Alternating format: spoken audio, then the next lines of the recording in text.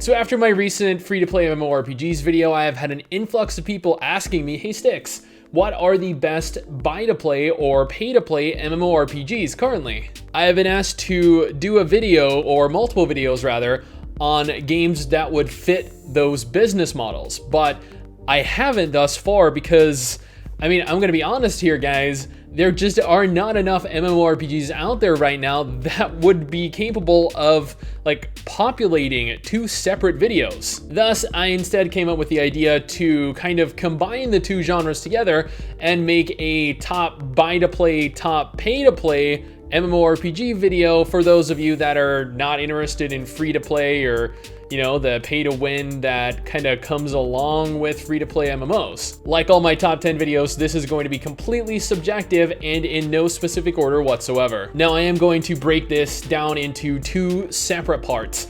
One for pay-to-play MMORPGs and one for buy-to-play MMORPGs. There are going to be timestamps located down in the description or maybe just a pinned comment, I'm not sure, for those of you that want to skip to one specific part of the video. So yeah, let's just jump right in.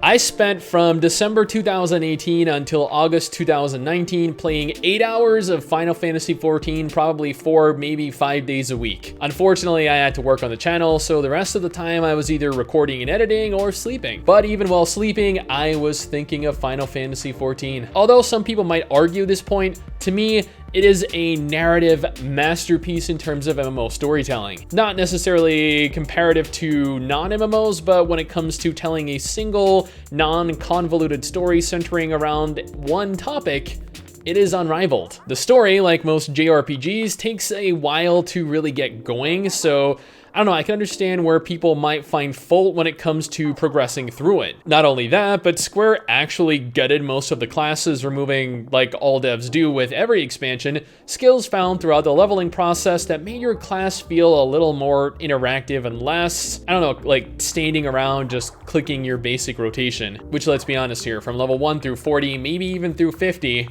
consists of very little skills. And I know a game, especially an MMO, shouldn't really require you reach level 50 to really begin to experience what it has to offer, to fully begin to enjoy the game, but Final Fantasy XIV kinda does. At least in terms of combat and story. The game is still very beautiful, it has lots of fun characters and side quests and absolutely tons to do. But anyone that has played any expansion will tell you that it is so contrastingly different to the base game that it's almost like it's a completely different game altogether. The game is beautiful, it has an amazing narrative, it is already partially through its 3rd expansion, it boasts over 1 million players and has, you know, albeit slow at times, but highly entertaining tab target combat for people interested in this type of game. Yet, I can admit that it does have some flaws, especially when it comes to reaching later game content and content gaining, but playing through the game is quite a journey. Although, do let me warn you guys in advance, under no circumstance should you, not having played the game, purchase a level boost to skip the majority of the content. Not only will you not understand it, but you won't appreciate it, and you will very likely end up with some kind of false interpretation of what the game is or isn't. I never had the opportunity to play Final Fantasy XI. By the time I could actually afford the game, it was already long since past its prime. By that point, I'd already become highly enthralled with other MMOs and never really looked back. But that isn't to say that the game is anything less than old school awesome. A lot of people compare the game to Final Fantasy XIV because, I mean, why wouldn't they, right? To a lot of people, Final Fantasy XIV is essentially what Final Fantasy XI would be if it were more updated. But those of us, not me personally, but those of us that have played the game know that that's quite untrue, as this is a different beast entirely. Yeah, they both utilize tab target combat, are both set in similar worlds, have similar classes and races, but that's pretty much where the similarities end. Final Fantasy XI requires substantially more time invested to accomplish things and is significantly more difficult. It requires you be more involved in the world, as a lot of content is locked behind world activities and side quests. This forces players to go out of their comfort zone and actually participate in more group activities and open world content, which, let's be real here, doesn't really happen that often in this day and age. The fact that it's been kept online for so long though, and continues to receive updates even years after Final Fantasy XIV is released, is a testament to the strength of the title. Growing up, I had no money. My family was dirt poor, but World of Warcraft was my one escape. It was the one single game I could afford all on my own. I worked my ass off to not only pay for the base game back during Wrath of the Lich King, but to also pay for a monthly subscription and purchase every subsequent expansion. Now, to date, I have had an active subscription since 2008. I mean, I have an active subscription to WoW right now. If I enjoy an MMO, I don't let my sub drop because I'm more than happy supporting the devs behind it. Now, yeah, World of Warcraft, especially the older zones, do look incredibly dated. It's to be expected from an MMO released back in 2004. However, gear, zones, dungeons, raids, everything continues to improve as you progress. They get more detailed, they get more complex, more mechanically challenging. But at the same time, they lost a little bit of what made WoW, well, WoW. And people know this. Well, I mean, people that played, I guess, like pre-Cataclysm know this, I guess. But at the end of the day, even with the issues that Battle for Azeroth ultimately brought with it, WoW is still a damn good game. It has some of, if not the best tab target combat in the genre, and provides some of the most fun PvP I have ever participated in. Not only in the form of arenas and instance PvP, but also in the form of open world PvP. I am a huge fan of open world PvP. Back when that was a thing in WoW, I would spend literally all day just going out killing people. Yeah, I was that annoying kid. When Blizzard ended up removing PvP servers from WoW and instead opted to make PvP more like opt-in with the addition of war mode, I shed a little tear, a very manly tear. While the game does tactically have a pretty solid narrative, with each expansion they seem to be slowly spiraling, I don't know, a little bit out of control. They really messed up Warlords of Draenor, they did impeccable work with Legion, and then they made Sylvanas essentially Garrosh 2.0 for reasons? I don't know, but that doesn't change the fact that it has some incredibly likable characters with lore-rich backstories. Even some of the NPCs you don't see much of, and the dungeons themselves are woven into the zones you play in. Blizz definitely has its work cut out for it with regards to Shadowlands, but I have no doubt that they're capable of salvaging what failed with Battle for Azeroth and improving on its next expansion. Because honestly, WoW is a really good game and I don't want to see it degrade into a remnant of its former self.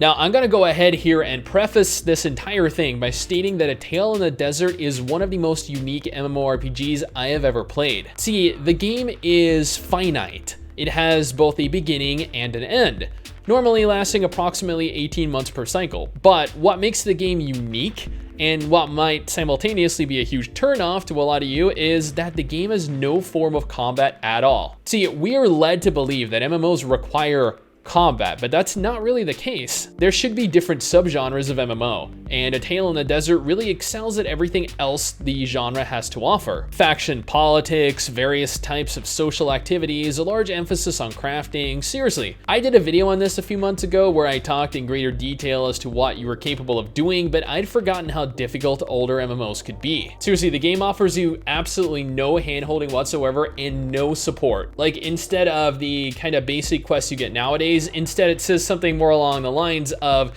go and find the red string attached to that small little ball over by the western shore. Like, okay, cool, okay. But where is the western shore, like, in relation to where I am?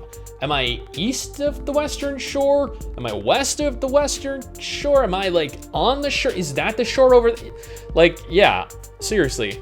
It is really difficult. Therefore, this requires you either take the time to, I don't know, explore the map in much greater detail or engage the community and actually ask for help. Thankfully, I found tons of people that were willing to aid me because I honestly sucked at this, and it made for a much better experience. It was weird not being able to attack anything or anyone, but it was just a very unique, very different feeling game. Do note though that this game is finite, as I mentioned, and after every 18 months, the game is wiped and you begin completely anew with a new story, new events, new quests, and more, keeping the game fresh and alive. And man, I actually thought that there would be more pay-to-play MMORPGs than this, but recently there have just been so many that have dropped their pay-to-play models for free-to-play models. I mean, yeah, there are still plenty of MMORPGs out there right now that offer premium memberships or VIP memberships, and these offer like substantially more content than you can find in-game.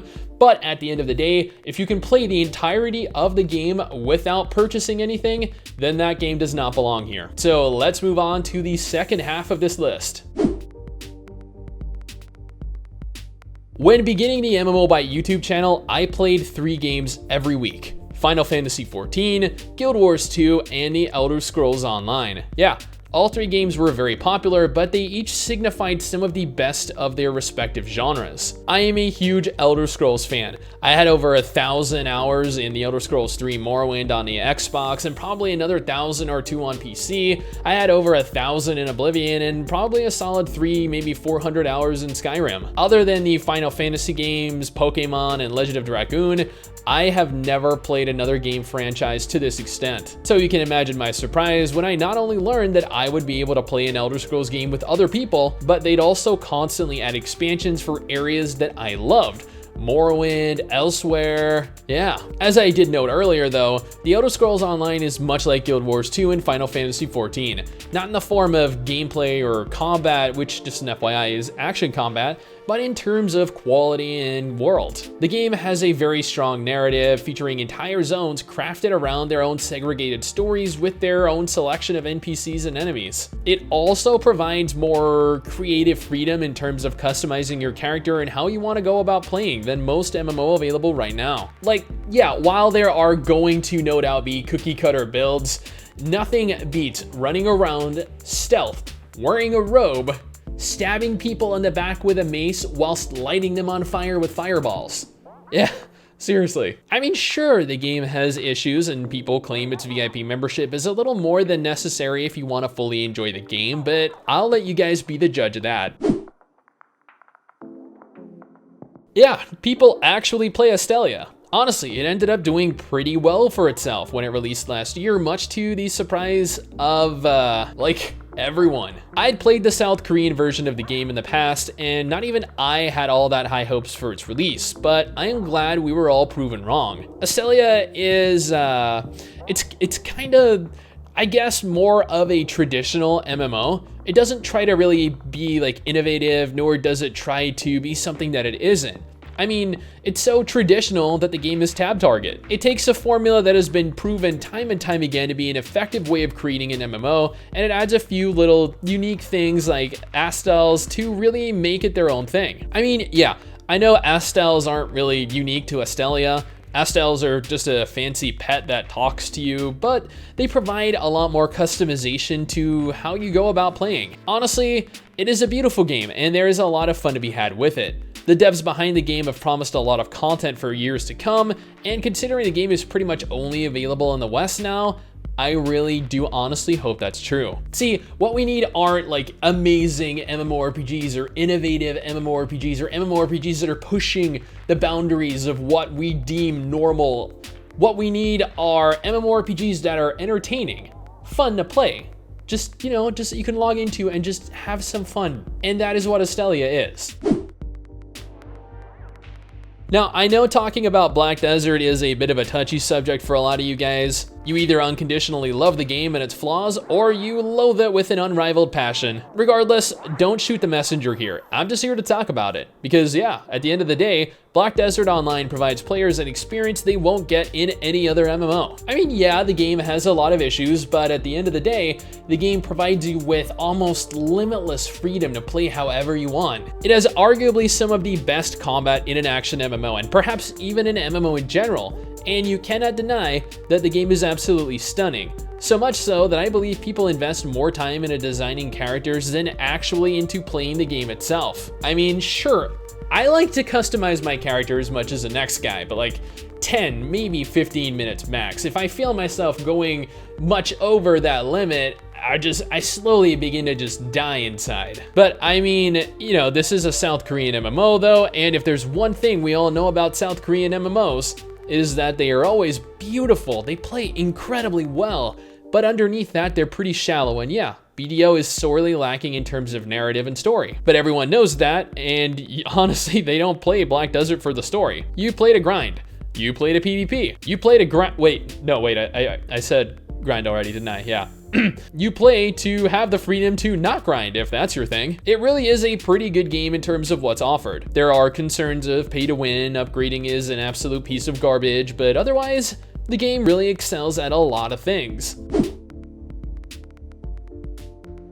Kingdom Under Fire 2 is a new release. Well, I mean, like, it's an older release, releasing almost a decade ago in South Korea, but it's a new release in the West, having released just a few months ago. Like A Tale in the Desert, Kingdom Under Fire 2's quite a unique title, in so that there really aren't many games like it in the MMO scene. Like, okay, so MMOs are typically divided into one of two different categories. We have tab target MMOs, and then we have action MMOs. Kingdom Under Fire 2, however, kinda doesn't really fit into either of those. See, Kingdom Under Fire 2 is a tactical, strategic MMO that offers more than one gameplay type. The majority of the game takes place within large-scale battles, like something out of a Total War game, and the rest takes on the form of an action MMO, having you explore large environments and take quests from NPCs. I don't know, it's kind of like an odd amalgamation of two very distinctly different genres, but they just kind of work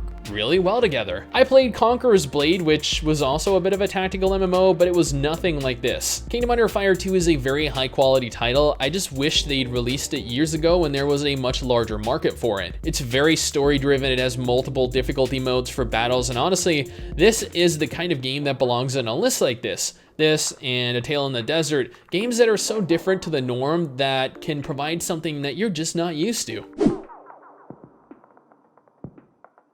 I mean, technically Temtem launches in early access on January 21st, but I've played through the alpha and the stress test for the game, and I cannot stress enough how good this game is. I'm sure you've played Pokemon. I'd wager some of you have played other games with similar monster catching mechanics like Riders of Icarus or Dragomon Hunter as well. Never did I expect, not in a million years, that Temtem would turn out as good as it did. Currently, the game is completely story driven, with the early access having between like a 20 to 30 hour campaign, I think, finishing off at, well, like 50 to 60 hours by full release. There are a ton of Temtem to catch, a handful of dojo leaders to do battle with, and an incredibly beautiful, detailed, large world to explore either by yourself or with friends. The game is a full MMO, allowing you to play alongside hundreds, even thousands of other players. However, you're only capable of grouping with one other person currently. Battles take place much like they do in Pokemon, with you and your two Temtem being opposite your enemy and taking turns trying to down one another. I mean, I've been wanting a Pokemon MMO. A lot of people have been wanting a Pokemon MMO that is not powered by a private server for a long time now, and this right here is it. I'll be playing on the 21st for sure, and I urge you to if you're interested at all as well. Now, at first glance, you might think Project Gorgon looks terrible, but don't let that dissuade you from trying this little gem out. I'll be completely upfront and honest with all of you here.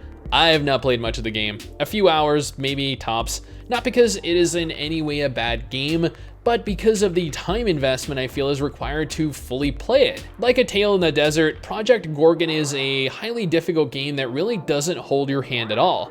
You're thrown into this world with no idea what's going on or where you're going, what does what, and yeah. It's marketed as an old school MMORPG, and let me assure you right now, it most definitely is. While, yeah, the graphics and the slower tab target combat are probably largely responsible for the game's low population, I couldn't help but feel as though skipping this is a missed opportunity. There are so many puzzles, there are so many engaging facets of the game that are different to what you're used to, so much difficulty that just isn't found in the genre. I don't know, I feel like I probably need to take a deeper dive into the game, and I recommend other people that are interested in trying something difficult, something more akin to a classic old school MMO, try it with me. At the end of the day though, regardless of what you're playing, this is my list of the top 10 best buy-to-play and best pay-to-play MMORPGs currently available in 2020. There aren't really all that many games out there that aren't free to play and or don't offer an insane VIP membership, but here is a handful or two to, you know, go ahead and try if you haven't already. But that's just my opinion, my impressions of the best buy-to-play and pay-to-play MMORPGs currently available